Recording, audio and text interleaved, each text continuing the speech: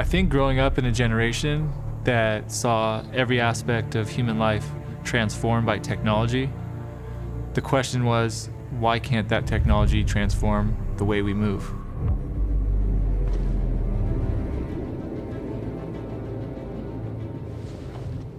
When I first got to the NBA, the idea of recovery was just starting to be implemented into training. There was this idea that an athlete could improve his or her performance by enhancing the way they recovered. The quicker your body recovers, or the faster you can recover, the more you can train, the harder you can train, the more you can get out of your body, and that idea was always very intriguing to me.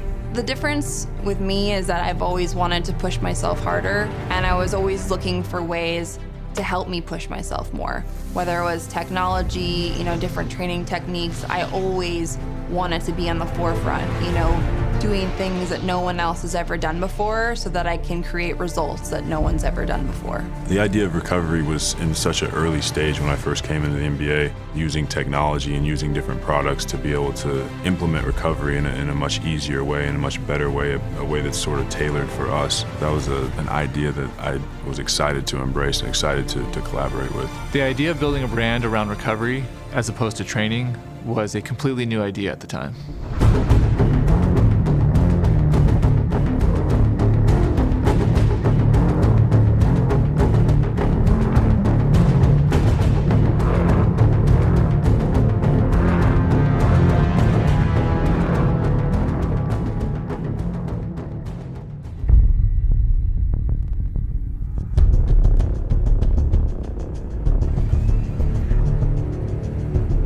I think we've seen an explosion of technology into the sports and movement industry. And really it stemmed initially from trying to get an understanding of the competitive environments that athletes are in today and really study the demands of the game. So as practitioners, when we go to school, we tend to learn kinesiology or anatomy based on textbooks, based on cadaveric studies, based on models that are not living, not moving. But the reality is we're working with living human beings. So there's been a huge movement in the last 10 years, really looking into living bodies so that we can see the whole body as a continuum.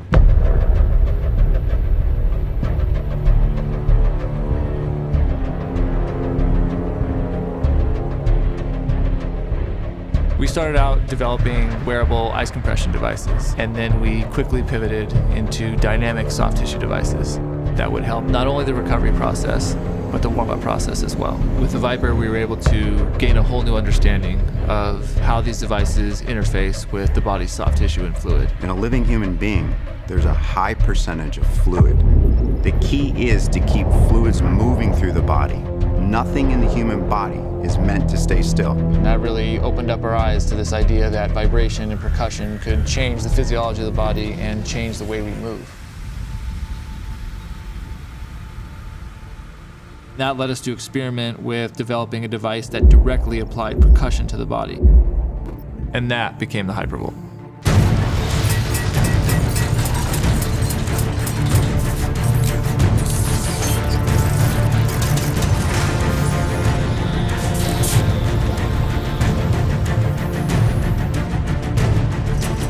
When we apply percussion to the body, we actually change the space between the layers of tissue. So not only does it change the temperature, but it changes the spacing between the denser layers of tissue. When our tissue is healthy and the muscle is surrounded by optimum viscoelasticity, we get better muscle conductivity, more smooth, efficient movement patterns.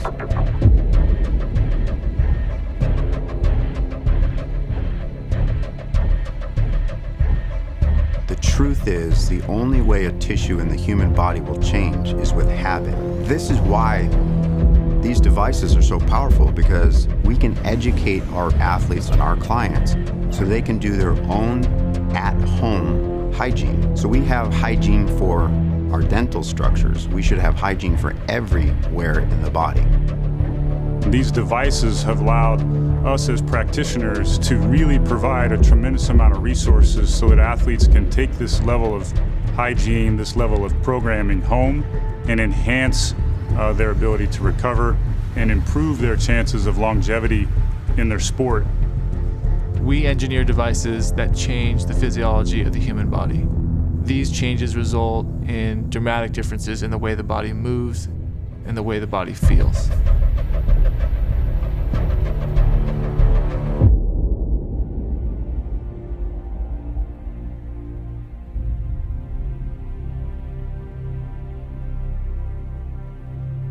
I think with all this technology, the knowledge of the average athlete has now gone up to the point now where we know exactly what buttons to push and we know what recovery techniques to use that are going to make us feel at our best. So now all these things that we are able to implement into our recovery are now a part of our craft.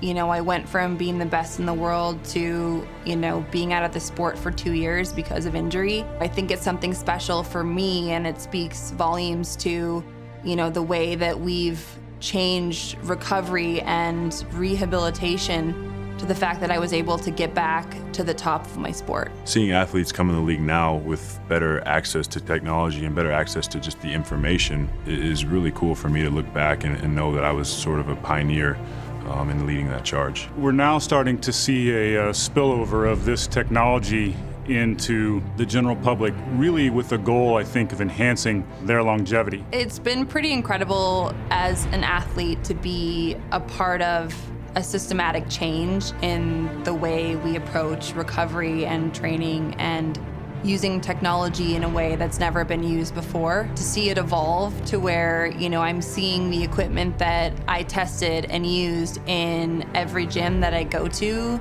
across the country and across the globe is pretty special, to feel like we've started something. We sort of have a responsibility to be the driving force behind that, because the more we question, the more we ask for, I think the better technology is going to be.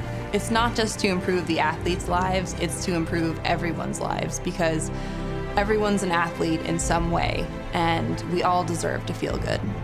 We were part of the movement that started the wave of helping athletes perform better, and I think now you're starting to see it spill over into helping just every human move better. As athletes, we started a movement, and I'm very proud to be a part of that. We helped start a movement, and that movement has just begun.